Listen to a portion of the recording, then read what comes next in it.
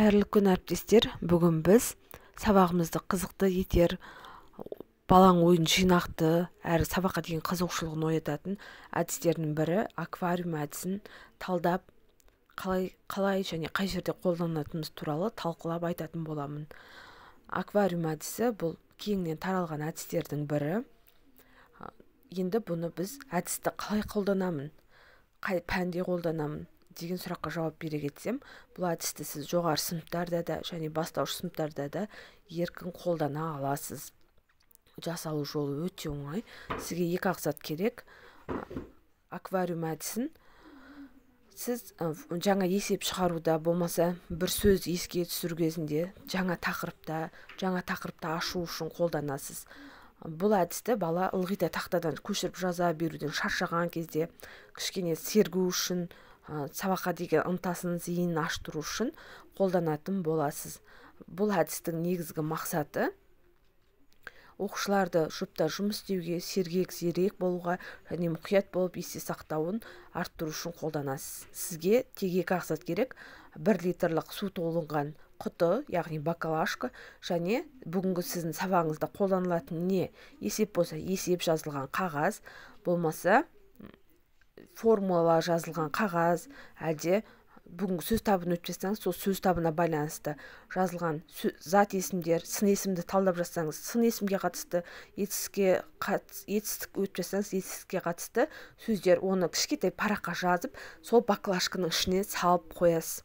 Соны сіз жаңа парта бойынша балаларға бересіз. Оқушыңыз көп болатын болса, 3 қатарға 3 құты таратсаңыз болады, болмаса шағын жинақталған мектеп болса, 1-еуі жетеді деп ойлаймын. Ал енді бұл әдісті қалай істейміз? Су құйылған құтыны партадан партаға жылдам беріп отырады балалар бір-біріне. Яғни әр партаға берілген уақыты 2 минут беріледі. Құтыны айландырып отырып, ішіндегі жүзіп жүрген қағаздағы формуланы, болмаса есепті бала 2 минуттың ішінде жұбы екеуі тез жазып, есепті шығарып алу керек.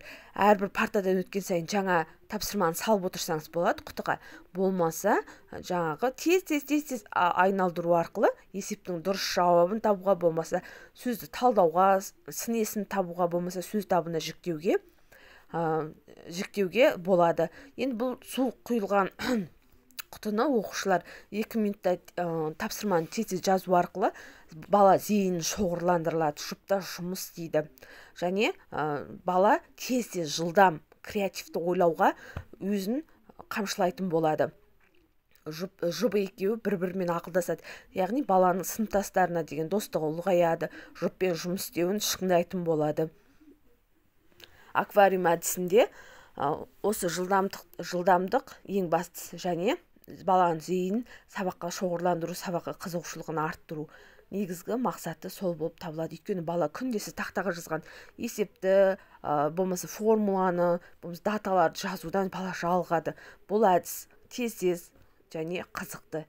2 минутта берілген тапсырманы тез ұғынуға тырысады бала, және қатарының алды болуға, лидерлік қалпын, лидерлік сынын, сапасын, өзінің қасиетін тезірек шыңдауға тырысатын болады. Және аквариум әдісін тағы да басқаша етіп қолдансаңыз болады. Ол үшін тапсырмаларды ортаға жазып, кішкентай ыдысқа салып қоясыз. Бала ыдысыңыз сізге аквариумның қызметін атқарады. Әрбір тапсырмаға кішкене магнит жапсырасыз, және оқушының қолына ойыншық қармақтарды ұсынсаңыз болады. Балалардың ойыншықтарының ішінде көп кездеседі. Ойыншық қармақты жаңағы магнитке жапсыру арқылы бала ортадағы үлкен ыдыстан тапсырманы алып шығады. Яғни бала балықшының рөлін атқара отырып, жаңағы тапсырманы алып отыр. Бүгінгі әдіс сіздердің көңілдеріңізден шықты деген ойдамын. Сабақтарыңызға қолданып жатсаңыздар, өз қажеттеріңізге жараса, өте ризамын. Каналға жазылып, лайк басып, өз пікірлеріңізді білдіре отырыңыздар. Сабақтарыңыз өте жоғарғы дәрежеде өтсін. Оқушыларыңыздың қатарының алды болып, өздеріңіздің де еңбектеріңіздің ақтала беруіне шын жүректен тілектеспін.